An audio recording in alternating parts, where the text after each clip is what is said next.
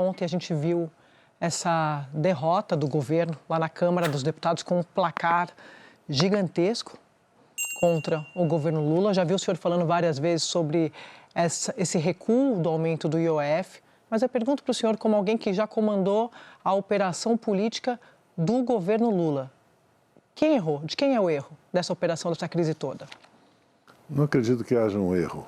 Acredito que haja uma realidade. Que a Câmara e o Senado, sem o bolsonarismo e sem nós, os partidos de direita têm cerca de 280 deputados, 300, cerca de 47, 50 senadores. Isso é resultado da eleição de 22. Essa é uma realidade.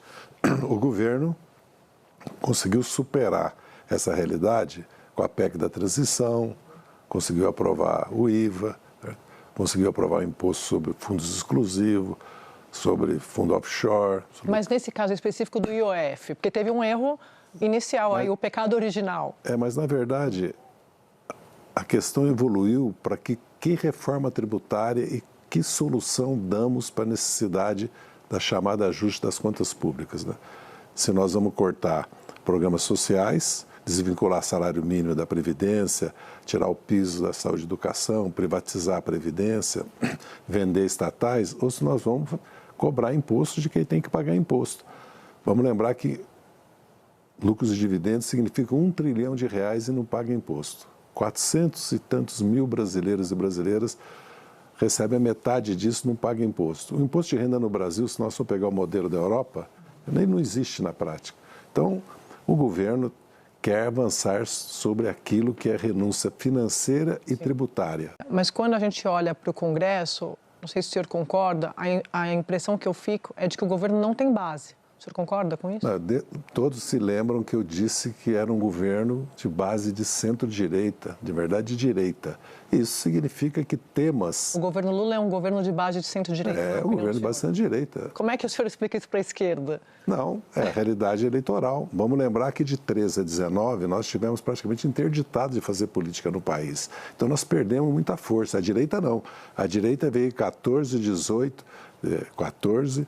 16, 18, 20 nas eleições, acumulando força e ocupando território e avançando política culturalmente no país. Nós não. Nós tivemos que nos defender, primeiro do impeachment da Dilma, depois do Lula livre, depois tivemos a pandemia, depois elegeu o Lula presidente, que era quase impossível, mas com a aliança com Geraldo Alckmin, né, e com uma frente ampla foi possível, mas nós sabemos que isso não significou uma vitória do PT da esquerda, e sim do antibolsonarismo. Então essa é a realidade.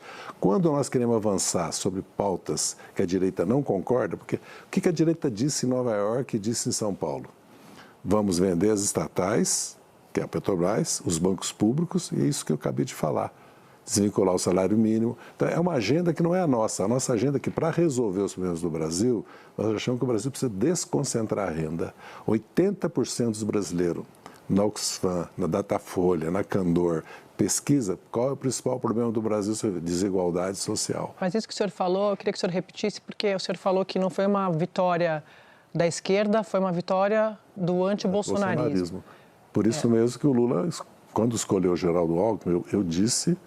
Foi publicado no painel da Folha de São Paulo, que não era importante para a vitória, era importante para governar. E o tempo mostrou isso. O senhor está dizendo, então, o senhor acredita que é um governo de centro-direita, mas o senhor acha que o governo Lula fez algum movimento em direção ao centro ao longo desses últimos 2 anos? Porque não me parece que o centro e a direita concordem com isso.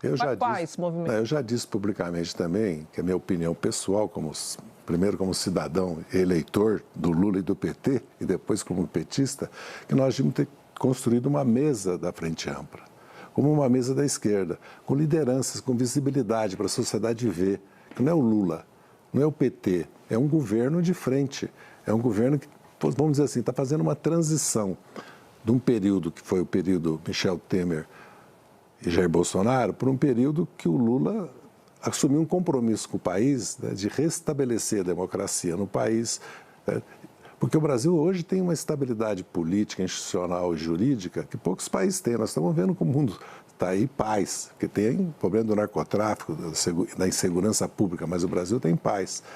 Porque Vamos lembrar que o Brasil pagou nesses últimos 30 anos todas as suas dívidas externas, todo mundo remeteu, todas as empresas, lucros e dividendos. Né? Aqui se pagou sempre a dívida pública. O Brasil não está vivendo um período inflacionário, a inflação está menor nesses 3 anos do que nos 3 anos anteriores, não tem um déficit público expressivo, tem uma dívida pública expressiva por causa dos juros, 2/3 dela é juro. O grande problema do Brasil, eu tenho repetido a exaustão isso, são os juros, porque o capital financeiro, em vez de servir ao desenvolvimento, está se servindo do crescimento do país. Ele é um instrumento importantíssimo. O problema dos juros tem a ver com a questão do desequilíbrio das contas públicas. Talvez o tamanho dos juros que possa ser discutido, mas está relacionado a isso, né? O governo tem que se financiar, né? Como se financia por causa desse buraco, a dívida aumenta e os juros têm que subir. O senhor não acha que foi um erro do governo que, no primeiro momento, foi bem sucedido em aprovar aumento de impostos para corrigir distorções, corrigir medidas corretas, mas o governo demorou para entender que esse caminho estava esgotado, né? O Congresso mandou vários recados, olha, chega de aumento de imposto, chega de aumento de imposto, chega de aumento de imposto, e, de repente, o Ministério da Fazenda, o presidente Lula, mandou mais uma fornada de aumento de imposto, do IOF. Aí foi substituído por uma outra aumento de imposto. Não tem também essa sinalização, até contaminado pelo período eleitoral, de que não dá mais para aumentar imposto? Veja bem, o juro não está alto por causa da dívida pública, porque o governo Lula 1 e 2 fez superávit todo o governo e os juros eram juros altíssimos. É um problema estrutural do Brasil. Mas a dívida caiu naquela época. Sim, a dívida caiu porque houve um crescimento do PIB maior, por causa entra no cálculo, evidentemente. Certo? O governo fez o arcabouço fiscal, deu uma garantia e está sendo cumprido. Grande esforço, inclusive, de fazer contingenciamento. Todos os órgãos do governo, todos os ministérios estão reclamando do contingenciamento. Inclusive, as universidades estão dizendo que vão parar, porque cortou 31%. Então, o problema é estrutural. O que o país precisa, para me dar uma opinião pessoal? Que o poder legislativo, executivo, judiciário, que o empresariado, que os sindicatos, que o presidente, o país chame a um pacto nacional sobre o que está acontecendo nesse momento. Porque qual é a solução? Porque cortar a Câmara e o Senado não querem, porque nós também, outra coisa, pode-se sim criticar a Câmara e o Senado, senão para que nós elegemos deputados cada 4 anos, né? Então, a Câmara podia ter aprovado as renúncias tributárias que o Haddad propôs. Forte, né? Não fez. Não está aumentando 24% ao ano as emendas impositivas? Nós não temos um problema dos super salários, porque o governo quer fazer isso, e principalmente na renúncia fiscal. E essa reforma do imposto de renda é necessária. Eu digo, para o Brasil crescer, precisa desconcentrar a renda. Nós temos 17 milhões de brasileiros que vivem da renda fixa e variável. Nós somos 203 milhões. O Brasil, 1% dos brasileiros tem a mesma renda de 150. O Brasil precisa... o país não vai crescer sem resolver esse problema. Pode crescer e parar de crescer. Outra coisa, olha o que está acontecendo no mundo. Como é que nós vamos fazer com as Forças Armadas brasileiras? Elas estão reclamando que não tem recursos para o custeio. A revolução tecnológica está aí. O Brasil precisa acompanhar essa revolução. Então, os problemas do Brasil são maiores que o déficit público e a dívida pública.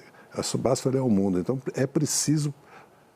Talvez vá se resolver na eleição de 26. Se nós vamos seguir o caminho um pouco do Milei da Argentina, ou se nós vamos continuar num caminho, vamos dizer assim, social-democrata, entendeu? Essa é a opção. E tem o problema do fascismo pelo meio, da extrema-direita pelo meio, porque o Trump está lá e aqui eles são trumpistas. Aliás, o Eduardo Bolsonaro está lá e eles estão articulados mundialmente. Então, há problemas mais graves.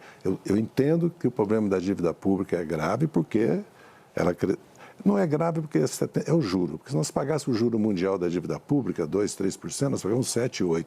Ela não seria um problema. Isso é outro problema do Brasil. Como fazer para mudar essa relação do capital financeiro com a renda nacional? Que precisa força no parlamento, precisa força na sociedade. Ministro. A esquerda não errou porque, apesar de tudo que aconteceu conosco entre 2013 e 2019, não vou repetir, nós voltamos ao governo em 22. É o caso, e mais, nós ganhamos 5 eleições. Agora, a esquerda se debilitou muito, né? Saiu dos territórios, não conseguiu se empoderar nas redes. O discurso, muitas vezes, é um discurso num Brasil que não existe mais. Nós não conseguimos construir uma política para a questão da segurança pública, não conseguimos construir um discurso para a questão do trabalho precário, ou dos aplicativos, ou do empreendedorismo, apesar que fomos nós que criamos o empreendedorismo. Nós temos o problema do fundamentalismo religioso atravessando o país também, mas, na verdade, é que consolidou-se no país uma maioria. Nós vamos testar isso em 26, mas que chega a ser uma maioria, porque a eleição foi decidida por 1 milhão de votos, certo? De centro-direita, conservadora, inclusive porque entra a questão, certo, da revolução cultural que houve nesses últimos 30 anos no mundo, né? Que traz esses temas LGBT, da diversidade, do racismo, da igualdade de gênero, certo? Da liberdade da mulher, produtiva da mulher. Mas o senhor acha que o PT perdeu o contato com a base, como o Edinho disse aqui? Não, o PT, a base do PT, certo? Não perdeu, porque o PT teve um resultado eleitoral em termos da sociedade, certo? E o Lula se elegeu. O PT, como partido, organização partidária, se desorganizou, perdeu, as instâncias deixaram de funcionar muitas vezes. Não conseguimos avançar na comunicação nas redes, apesar que avançamos, de certa forma, na formação política. Quer dizer, há uma série de questões internas do partido que diz respeito à relação do partido com seus filiados e militantes, a relação do partido com a sociedade, certo? Que nós deixamos de fazê-lo, mas em grande parte por causa da própria situação que nós enfrentamos de repressão. O governo do Lula III, eu até escrevi já sobre isso, então o primeiro problema foi esse problema essa questão da insatisfação popular com relação ao preço dos alimentos, certo? Qualquer governo vai enfrentar no Brasil se não mudar a política agrícola nacional. Não é questão do agronegócio, é que o Brasil tem 4 milhões de pequenas propriedades agrícolas. A metade produz, a outra metade não tem o pacote tecnológico, não tem extensão rural, não tem crédito. Se o Brasil fizer uma política sustentável para isso, minora muito o problema. É que eu estou perguntando isso para saber se o senhor acha que isso não é um problema de comunicação. Ou se é um problema estrutural. O senhor que já esteve dentro do governo, eu lembro do senhor falar várias vezes que o presidente colocava os ministros ali na piscina do Alvorada e deixava debater, e depois tomava uma decisão.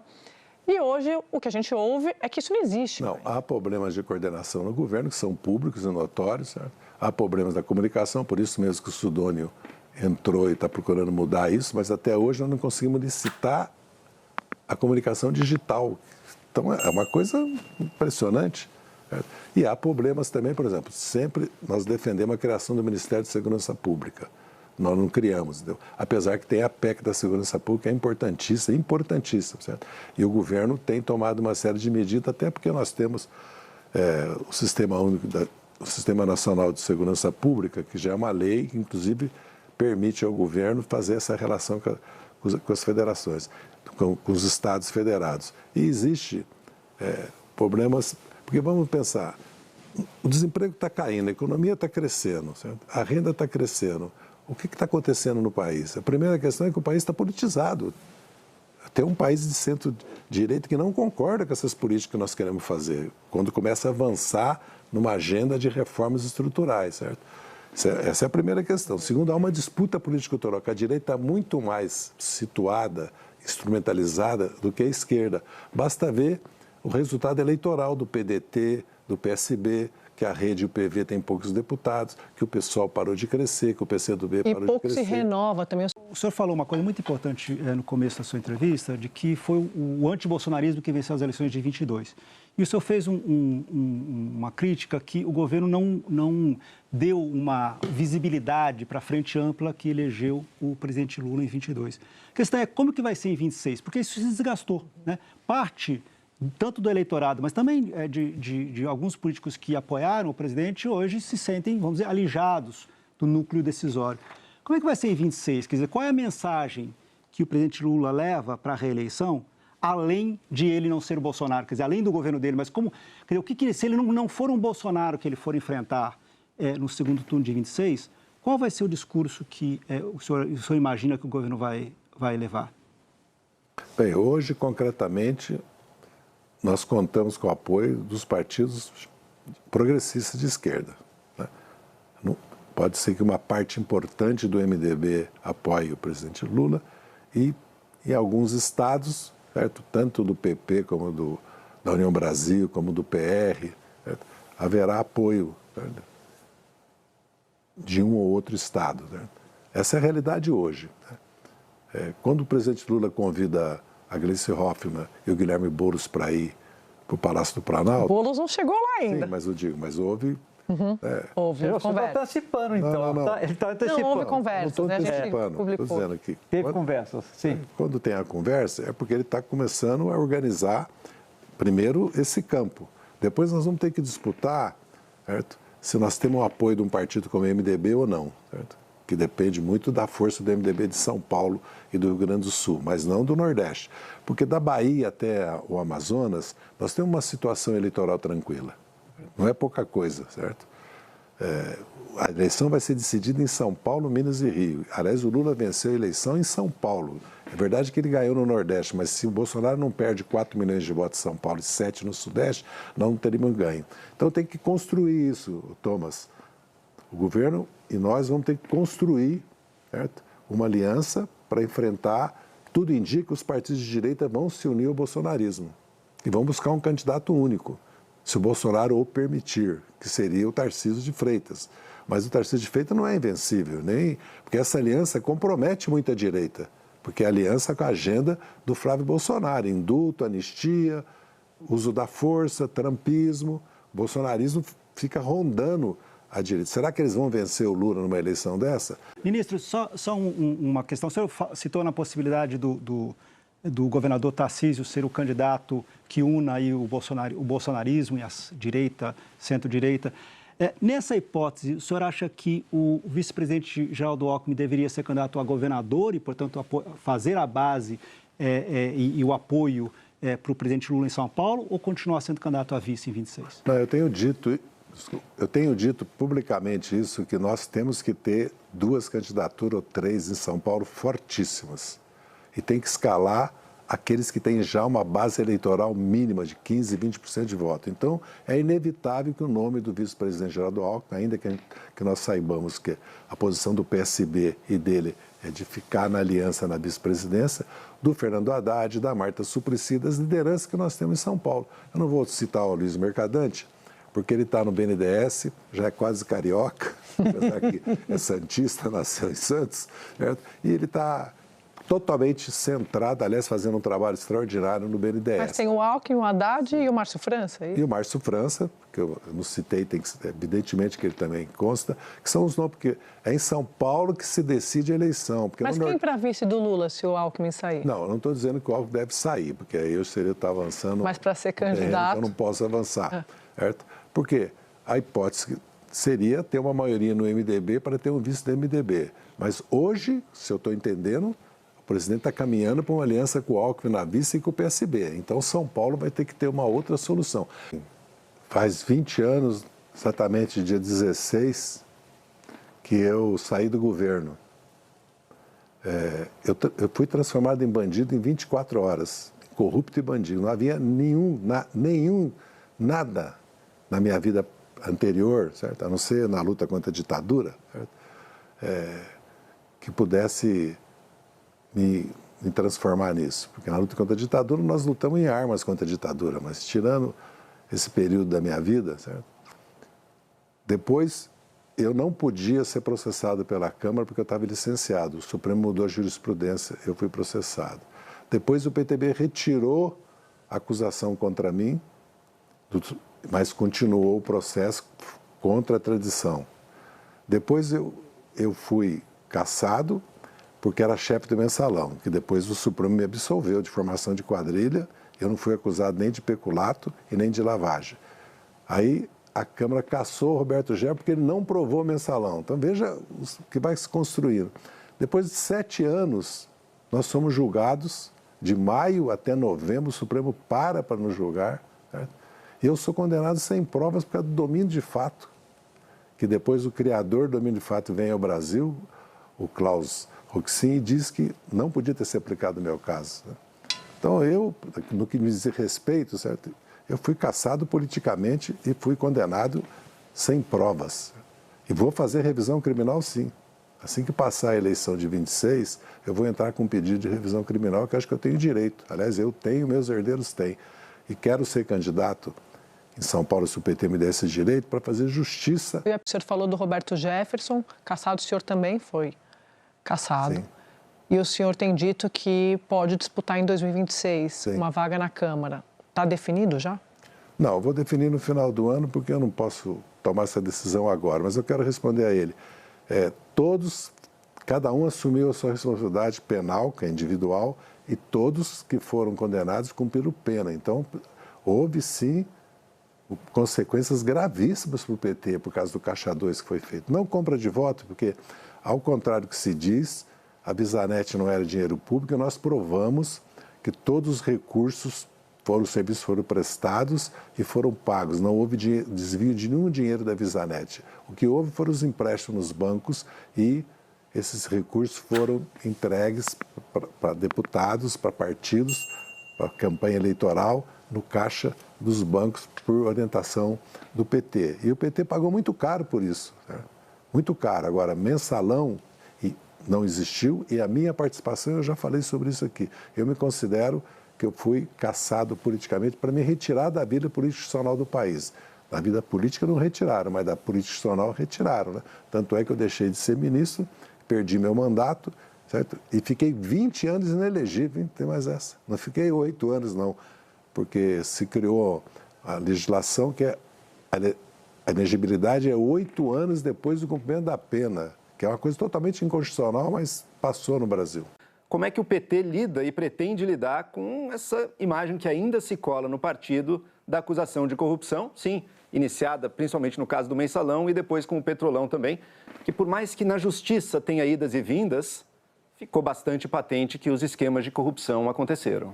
Sim, o PT lidou muito bem, porque nós fizemos uma reforma política no país, acabamos com o financiamento das pessoas jurídicas, criamos fundo partidário, fundo eleitoral, certo? O PT, aliás, propõe uma reforma mais profunda, que não é o caso de discutir aqui por falta de tempo, certo?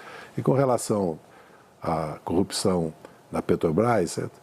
Cada um respondeu por ela, certo? E o governo pagou um preço por isso também, porque nós não podemos, porque foram anulados os processos, dizer que não houve corrupção, não houve desvio, certo? E, aliás, agora mesmo nós tivemos esse problema do INSS, o que mostra a necessidade de se voltar ao sistema de controle interno que existia nos ministérios, chamado CISET, que fazia, de certa maneira, um compliance, uma ouvidoria, certo? Uma auditoria permanente em todos os ministérios. É preciso que haja mais participação da sociedade no controle dos órgãos públicos, certo? Dos recursos públicos, inclusive com relação ao orçamento, às emendas impositivas, que nós estamos vendo que isso vai terminar muito pior do que terminaram outros fatos no Brasil. E é preciso, cada vez mais, criar condições para se combater a corrupção.